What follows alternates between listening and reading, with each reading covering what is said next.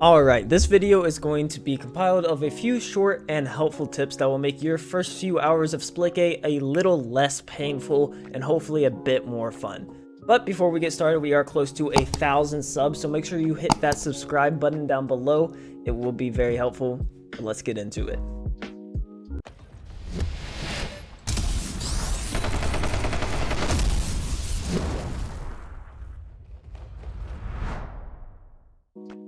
Splitgate is a game with quite a learning curve. So when you're playing against real players, it might hurt a good bit, but little by little, bit by bit, you'll learn how you're dying and how you cannot die. Then you'll start learning how to kill people, and then after that you can start learning how to outplay people. It takes a little bit of time, but it is amazing once you get there. So the first thing that's going to happen when you boot the game for the very first time is it's going to throw you into this short tutorial. You want to pay attention, but for the most part you can just kind of run through it. The tips that I have for you start when you get to the main menu. First few things we're going to do is tune your settings. The very first thing I always change in every game I play is my FOV. I recommend anything above 90. I personally prefer 100 FOV. I believe Splitgate has added FOV sliders to console as well, so console boys, you can get in on this one as well. Second thing I want you to change, unless you have 8 fingers on one hand, is your portal keybinds. If you're on mouse and keyboard, I recommend mouse binds. A lot of people use scroll wheel for their portals. I personally use my mouse side buttons. The biggest thing for this to both mouse and keyboard and controller players is find keybinds that you can press when you're doing literally anything else.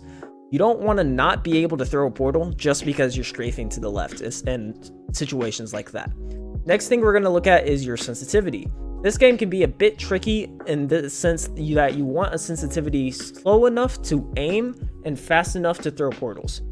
The time to kill in this game is pretty high, so if your focus is being able to shoot and track and kill enemies, you're probably going to want to have a bit lower sensitivity.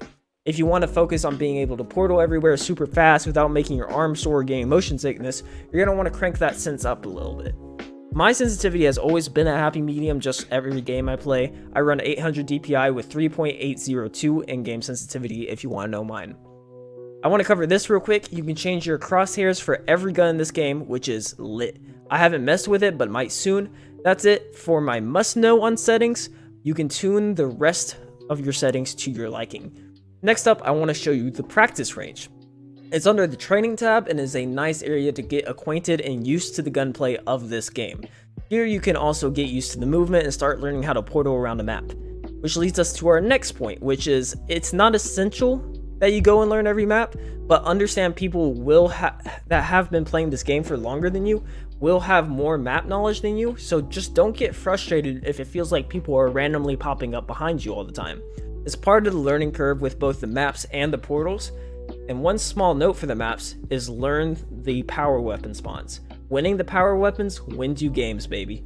Also, you will play bots for the first few matches at the beginning. They like to ease you into it a bit. So don't get an ego just because you pub stomp your first 3 games. Wait till you've at least played a little bit more.